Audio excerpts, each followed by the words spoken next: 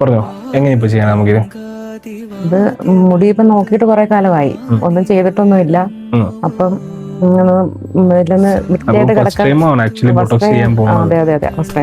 നമുക്ക് actually hair നോക്കുമ്പോൾ അത്യാവശ്യം നല്ലപോലെ ഫ്രിസിനെസ് കൂടുതലാണ്. ഈ ഒരു ടെക്സ്ചർ എന്ന് പറയുമ്പോൾ നമുക്ക് ഈ ഒരു ടെക്സ്ചറിന്റെ എൻഡ് ഓഫ് ദ പോർഷൻ വരുന്നില്ലേ, ഇത് ഇത്തിരി നമുക്ക് സ്പ്ലിറ്റ്നെസ് ആണ്. ഇത് നമുക്ക് കൂടുതൽ ലാസ്റ്റ് ചെയ്യത്തില്ല. കാരണം ഈ ഒരു ഹെയറിന്റെ എൻഡ് ഓഫ് ദ പോർഷൻ എന്ന് പറയുമ്പോൾ ഇത്രയും ഹെയർ നമുക്ക് ഡാമേജ് ആണ്. നമുക്ക് ഇതൊന്ന് കട്ട് ചെയ്തിട്ട് ഒരു വേവി ടെക്സ്ചറിൽ എടുത്തിട്ട് ആ ഒരു ബേസ് ചെയ്യാം.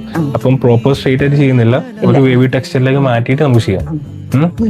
വേറെ എന്തെങ്കിലും പ്രിഫറൻസ് ഉണ്ടോ ഈ ഒരു കണ്ടീഷൻ ഹെയർ ബേസ് ആയിട്ട്? ഒരു മെയിൻ ബൊട്ടക്സിന്റെ ഒരു മെയിൻറ്റെയിൻ ഞാൻ പറഞ്ഞുതരാം.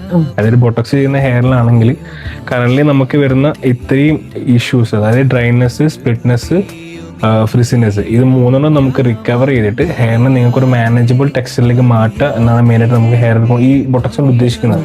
അതാണ് നമ്മളിപ്പോൾ ചെയ്യാൻ പോകുന്നത്. സോ എല്ലാ സ്ഥലത്തും നമ്മളിപ്പോൾ ഒരു പ്രോപ്പർ സ്ട്രെയിറ്റ് ഹെയർ എന്ന രീതിയിൽ മാറ്റിയിട്ട് എല്ലാവർക്കും, ചില ആൾക്കാർക്ക് സ്ട്രെയിറ്റ് ഹെയർ ആയിരിക്കും, എന്നാൽ ഒരു 80% ആൾക്കാർക്കും കൂടുതലും ഒരു കേളി ടെക്സ്ചർ ആയിരിക്കും. സോ നമുക്ക് ആ ഒരു ടെക്സ്ചറിലേക്ക് നമുക്ക് കൊണ്ടുവരാം. നമുക്ക് ചെയ്ത് നോക്കിയിട്ട് എന്താ അവസ്ഥ എന്ന് പറയാം. ഓക്കെ,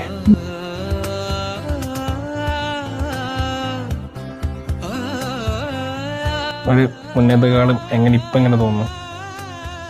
മാനേജബിൾ ആണോ? മാനേജബിൾ ആണ്. ആണല്ലേ? പ്രതീക്ഷിച്ചില്ല, ഇത്രയും പ്രതീക്ഷയില്ലേ?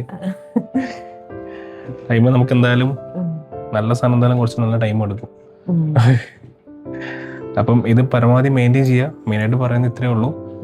ഷാമ്പൂ കണ്ടീഷണർ പ്രോപ്പറായിട്ട് യൂസ് ചെയ്യാം. അതിപ്പം ഷാമ്പൂ നല്ലപോലെ യൂസ് ചെയ്തിട്ട് കണ്ടീഷണർ ഒരു 3 മിനിറ്റ് ഹോൾഡ് ചെയ്തിട്ട് വേണം വാഷ് ഔട്ട് ചെയ്ത് കളയാൻ വേണ്ടിയിട്ട്. പിന്നെ വീക്ക്ലി 2 മാത്രമേ ഷാമ്പൂ കണ്ടീഷണർ യൂസ് ചെയ്യാൻ പാടുള്ളൂ. ഡെയിലി ഹെയർ വാഷ് ചെയ്യേണ്ട ആവശ്യമില്ല ഇതിൽ. ഓക്കെ.